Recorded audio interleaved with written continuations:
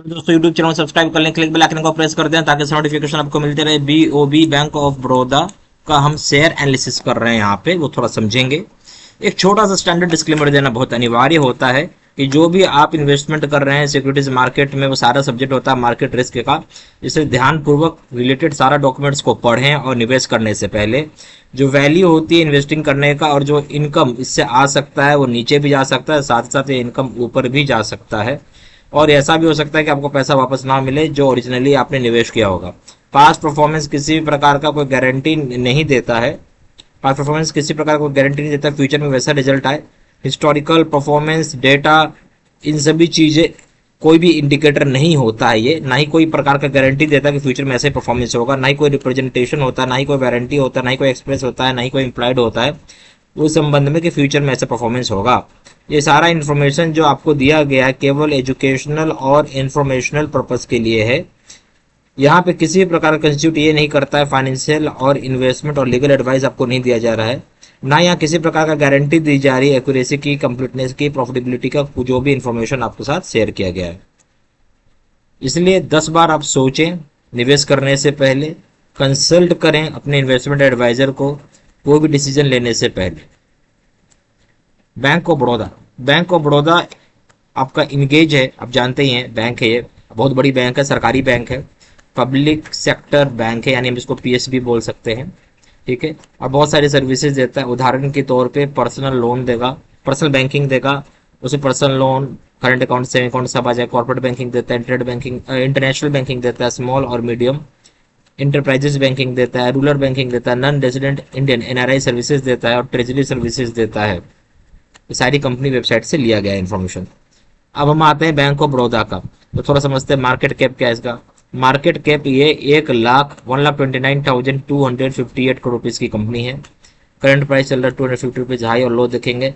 High बनाया से 326 rupees का, लो बनाया 231 रुपीज़ का। स्टॉक का पी ई देखेंगे यानी प्राइस टू अर्निंग देखेंगे 6.52, बुक वैल्यू देखेंगे 321 रुपीज़ का है। डिविडेंड यील्ड जो हो जाएगा 3.4% हो जाएगा। रिटर्न ऑन कैपिटल एम्प्लॉयड हो जाएगा 5.63% है। रिटर्न ऑन इक्विटी हो जाएगा 12.7% है। फेस वैल्यू हो जाएगा 2 रुपये का ये शेयर है, ठीक है। ये सारा, हालांकि रिटर्न ऑन कैपिटल एम्प्लॉयड इतना कुछ खास नहीं है, मैं इसको खराब ही मानूंगा। रिटर्न ऑन इक्विटी भी कोई खास नहीं है, बट ये डिविडेंड देखिए भाई साहब, बहुत जबरदस्त है डिविडेंड। अभी डिविडेंड देखिए कितना सुपर है, मैं इसको बोलूंगा सुपर है। कहाँ मिलता है आज के डेट में ऐसा डिविडेंड, 3-3.5%, सुपर है। चलिए अब आते हैं बैंक ऑफ बड़ौदा के ऊपर। अभी अगर आप इसका 5 दिन का रिटर्न देखें तो -8.12% निगेटिव रिटर्न दिया है, ठीक है। अगर आप वही एक महीने में जाते हैं जैसे ही आप, तो -3.12% निगेटिव रिटर्न दिया है आपको। जैसे ही आप 6 महीने के फेज में जाएंगे -18.52% निगेटिव रिटर्न दिया है आपको। अगर ईयर टिल डेट करते हैं तो -16.49% निगेटिव रिटर्न है आपको। जैसे ही 1 साल करते हैं तो 1 साल में कुछ खास नहीं किया, ये 4.17% का आपको पॉजिटिव रिटर्न दिया है। और जैसे ही आप 5 साल करेंगे, इस 200.24% हुआ है रिटर्न एक तरीके से। और यहाँ पे आपको डिविडेंड भी मिल रहा है, भूलिएगा नहीं। डिविडेंड आपको अलग सा मान के चलो कि भाई 3% का डिविडेंड है, ये भी जोड़ो ना, 3% का डिविडेंड है 3 × 5 ईयर्स, यानी प्लस आप ये भी जोड़ो कि 3 × 5 ईयर्स ये आपको डिविडेंड मिला, ठीक है। तो यहाँ पे आप ये जोड़ सकते हो कि और आपको प्लस 15% एक्स्ट्रा और आपको कमाई हुआ, ठीक है, एच डिविडेंड के रूप में। अगर आप यही मैक्सिमम करते हैं, अब देखिए यहाँ 2,389 रुपीज़ हुआ है 1999 से। अगर आपने पैसा डाला हुआ है, कब से 1999 से पैसा डाला हुआ है, आपको डिविडेंड तो से मिला ही मिला है। और कंपनी ने देखिए ऐसे जा रहा है, बट यहाँ जाने 2015 के बाद उसकी नैया जो डूबी सो डूबी गई। अब ये सीधा 2020 के बाद थोड़ा बहुत रिकवर करना चालू किया। और ये जो प्राइस है आप देख रहे हैं, ये प्राइस,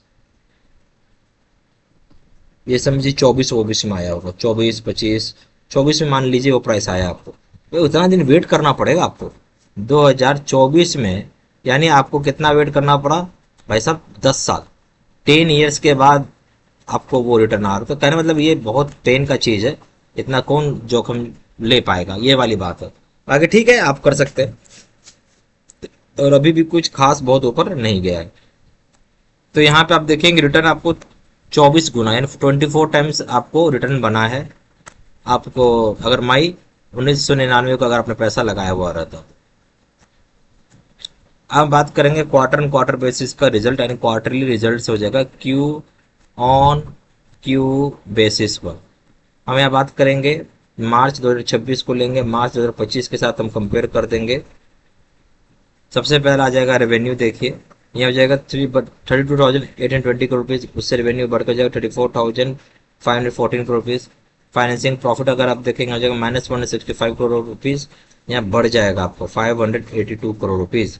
अगर आप वही बात करेंगे फाइनेंसिंग मार्जिन क्या है, 0% -0% है, और यहाँ +2% यानी 2% ज़्यादा है आपको। प्रॉफिट बिफोर टैक्स हो जाएगा आपका 6,911 करोड़ रुपीज़, यहाँ बढ़ कर जाएगा बढ़ा नहीं घट गया 6,057 करोड़ रुपीज़, डिक्रीज हो गया। नेट प्रॉफिट क्या हो जाएगा 5,447 crore rupees, but net profit यहाँ आपका बढ़ जाएगा 5,872 crore rupees. EPS in rupees हो जाएगा 10.48 से बढ़ के हो जाएगा आपका 11.22।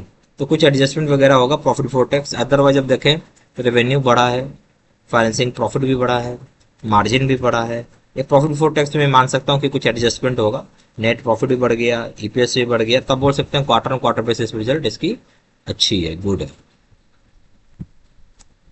अब यहाँ बात करेंगे प्रॉफिट एंड लॉस, यानी ये हम यहाँ पे ईयर ऑन ईयर बेसिस पे आपको यहाँ पे कंपेरिजन करना पड़ेगा। हम 4 साल का फिगर लेंगे, मार्च 2023 को मार्च 2024 से कंपेयर करेंगे, मार्च 2024 को मार्च 2025 से कंपेयर करेंगे, मार्च 2025 को मार्च 2026 से कंपेयर करेंगे। ठीक है, रेवेन्यू की बात हो जाएगी 94,139 करोड़ रुपीज़ से बढ़कर हो जाएगा 1,18,379 करोड़ रुपीज़, से बढ़कर हो जाएगा 1,27,945 करोड़ रुपीज़, से बढ़कर हो जाएगा 1,34,298 करोड़ रुपीज़। हर जगह आपका रेवेन्यू यहाँ पे बढ़ा है।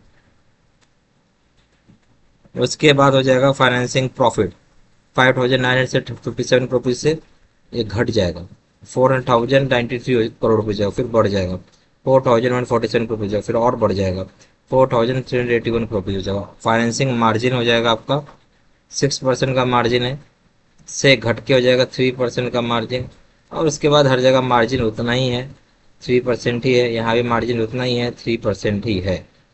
अब बात करेंगे profit before tax 20,565 crore rupees से बढ़ के हो जाएगा 25,799 करोड़ रुपीज़, से बढ़ के हो जाएगा 27,619 करोड़ रुपीज़, से बढ़ के यहाँ बढ़ेगा नहीं, यहाँ घट जाएगा, यहाँ घट के हो जाएगा आपको 24,945 करोड़ रुपीज़। नेट प्रॉफिट की अगर आप बात करेंगे तो वो हो जाएगा आपका 15,500 करोड़ रुपीज़ से बढ़ के हो जाएगा 18,869 करोड़ रुपीज़, से बढ़ के हो जाएगा 20,865 करोड़ रुपीज़, अब उससे बढ़ के हो जाएगा 20 नहीं बढ़ेगा नहीं, यहाँ घट जाएगा, सॉरी यहाँ क्या हो जाएगा घट जाएगा, आपको घट के हो जाएगा 20,070 करोड़ रुपीज़। ईपीएस की अगर आप बात करेंगे तो क्या हो जाएगा 38.82 से बढ़ के हो जाएगा 36.29, से बढ़ के हो जाएगा 40.46, बट यहाँ पे घट जाएगा आपका, घट के हो जाएगा 38.38। क्या समझ में आया? हमें समझ में आता है कि रेवेन्यू हर एक क्वार्टर हर एक ईयर ऑन ईयर बेसिस बढ़ रहा है, फाइनेंसिंग प्रॉफिट भी आपका हर ईयर ऑन ईयर बेसिस बढ़ रहा है, मार्जिन भी मोरलेस ठीक है, मार्जिन थोड़ा सा डिक्लाइन हुआ है बट हम इसे ओके रखेंगे, फिर उसके बाद घटा और नहीं है। प्रॉफिट बिफोर टैक्स क्या है आपका लास्ट ईयर जो ये साल का है, ये थोड़ा सा दिक्कत हो गया आपका, ठीक है, ये फॉल कर गया इस साल, नेट प्रॉफिट भी घट गया आपका, ठीक है, फिर आपका ईपीएस भी घट गया, इसी वजह से इस साल इसने कुछ परफॉर्मेंस आपको नहीं करके दिया है। ठीक है, वो 200% जो आपने 5 साल में देखा बेसिकली 4 साल का ये समझो रिटर्न है आपको, 5 साल इस साल तो कुछ रिटर्न ही नहीं दिया आपको। ठीक है, तो अगर आप पूछेंगे ओवरऑल क्या है तो मैं इसे गुड में ही डालूंगा, 1 साल खराब होने से कुछ मतलब नहीं है।